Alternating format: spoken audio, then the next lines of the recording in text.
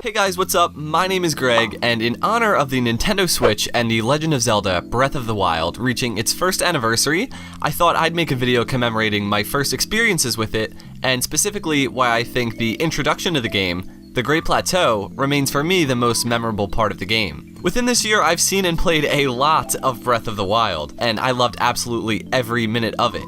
But my first moments with this game will probably always be my favorite. This is why I love the Great Plateau. So you start off in an unfamiliar chamber, emerging from some draining liquid, awoken by the sound of distant voices.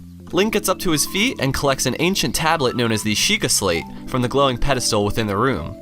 This opens the chamber door where two chests provide our disoriented hero with some new duds. The sort of eerie and mysterious start to the game really worked for me, and the stark contrast to what comes next made it all the more effective.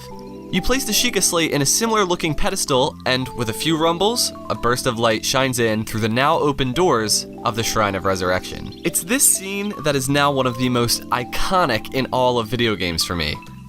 Link runs out into the wide open world to a cliff face where a breathtaking view of Hyrule can be seen. It's at this moment that the player truly understands the experience that they're in for. With a soft piano melody, the world roars to life with all of the sounds of nature. Birds chirping, cicadas in the distance, the gentle swish of the grass. And just like that, you get your first look at this brand new world. A beautiful sunrise representing the dawn of a new adventure. Lush greenery as far as the eye can see. Death Mountain with its billow of smoke. And an old man. Hey!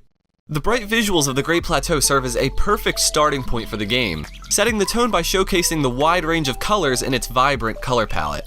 The game gives you this beautiful world that is simply begging to be explored, and that's exactly what the player's first instincts will be. Running forward down the hill and collecting literally everything along the way, you steal the old man's apples? Whoa, relax, man, it's just an apple. Are given a vague objective, and then you're free to do absolutely whatever you would like. To me, the sense of wonder and discovery you feel while on the Great Plateau is immeasurable. While you certainly feel that way for the rest of the game, your curiosity is, pardon the pun, at its plateau. Jumping in this pond, running through the forest, chopping down an apple tree, or fighting some of the bokoblins and stealing their dinner were some of my very first acts of freedom. And the Great Plateau has a great method of teaching the player the ins and outs of the gameplay. Every major action is essentially hinted at, but not preached to the player.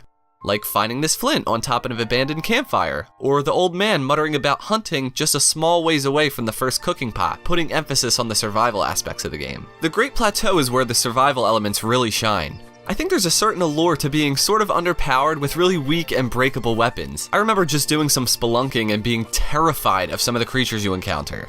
Things like the first active guardian you stumble upon, scary piano melody and all the lasers pointing at you. It's pretty freaky. So you do the only thing that you can do. You sprint away with Link pouring sweat the entire way. Or running over some rocks and seeing them form a stone talus. Like, how am I gonna beat this thing? With nothing really at your disposal, everything poses a threat, and this makes each encounter both rewarding and more engaging. Chances are the fight will lead to some really good loot, but with minimal health and armor, each camp is a gamble. I think this is why eventually the Eventide Island Shrine was viewed as one of the most fun challenges in the game. It takes you back to your Great Plateau roots and strips you of all of your powerful equipment, leaving you to scavenge for armor, weapons, and food. Which, by the way, can we talk about how much I love cooking in this game? Figuring out how to cook was a thrill. I remember first combining some meat and Hylian mushrooms and getting Link a pretty tasty meal. From that point on, the game was pretty much cooking mama. I ran around looking for and combining new ingredients for at least an hour. Maybe some eggs would make a good supper, and my exploration was rewarded.